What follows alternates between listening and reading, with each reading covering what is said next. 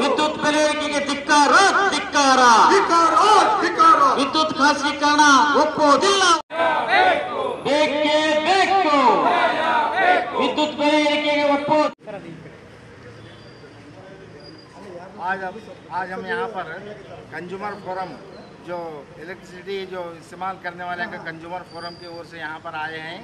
हमारा उद्देश्य क्या है, तो सबसे पहले क्या है, सरकार क्या कर रही है, प्राइवेटाइजेशन कर रही है। प्राइवेटाइजेशन देख करके इसको क्या है, पूरा इसका इलेक्ट्रिसिटी को क्या है प्राइवेटाइजेशन कर रही है।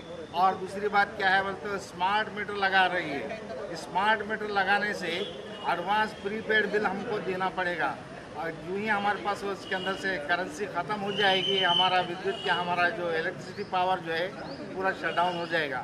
तीसरी बात जो है, सरकार जो है ये रेट जो बढ़ाई है इलेक्ट्रिसिटी पावर का रेट, इससे क्या हो जाता है हमको, इससे हमारे जो यूनिट से ज़्यादा ये हो रहा है उसके ज़्यादा हमारा क्या है सभी आम लोगों को, गरीब लोगों को क्या होता है बहुत महंगा हो जा रहा है। इसलिए हम यहाँ पर आए हैं कि सरकार क्या करना चाहिए, वापस लेना चाहिए और इस तरह से हम आग्रह कर रहे हैं सरकार से।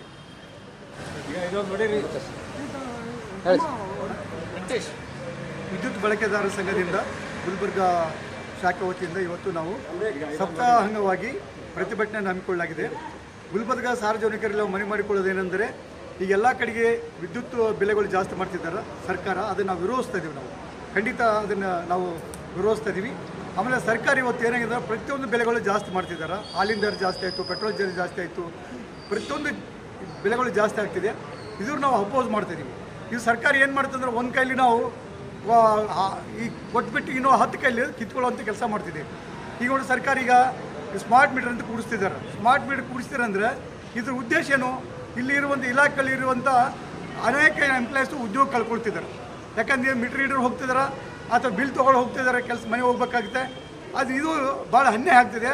ಇದು ಸಿಬ್ಬಂದಿಯನ್ನು ಕಡಿತ ಮಾಡುವಂಥ ಹುನ್ನಾರ. ಇದನ್ನು ವಿರೋಧಿಸ್ತಾ ಇದ್ದೀವಿ ನಾವು.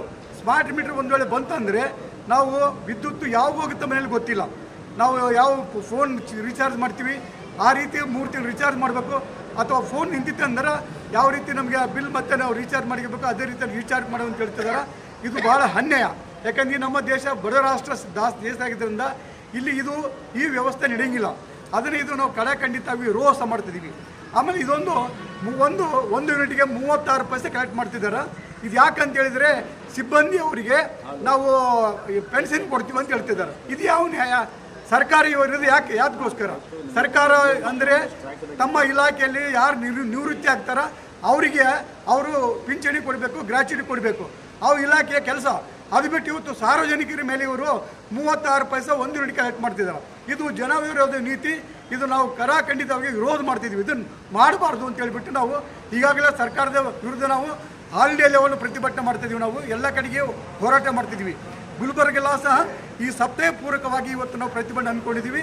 ಸಾರ್ವಜನಿಕರು ಮುಂದಿನ ದಿನಗಳಲ್ಲಿ ಹೆಚ್ಚಿನ ರೀತಿಯಲ್ಲಿ ಬಂದು ಈ ಒಂದು ವಿದ್ಯುತ್ ಖಾಸಗೀಕರಣ ವಿರುದ್ಧಾಗಲಿ ಅಥವಾ ಬೆಲೆ ಏರಿಕೆ ವಿರುದ್ಧಾಗಲಿ ಅಥವಾ ಸ್ಮಾರ್ಟ್ ಮೀಟರ್ ವಿರುದ್ಧಾಗಲಿ ಹೋರಾಟಗಳಿಗೆ ತಗೊಂಡಾಗ ಸಾರ್ವಜನಿಕರು ನಮಗೆ ಬೆಂಬಲಿಸಬೇಕಂತ ಹೇಳಿಬಿಟ್ಟು ನಾವು ಈ ಸಂಘದ ಬಳಕೆದಾರರ ಸಂಘದಿಂದ ಸಾರ್ವಜನಿಕರಲ್ಲಿ ಕಳಕಳಿಯಿಂದ ಮನವಿ ಮಾಡಿಕೊಡ್ತೀವಿ.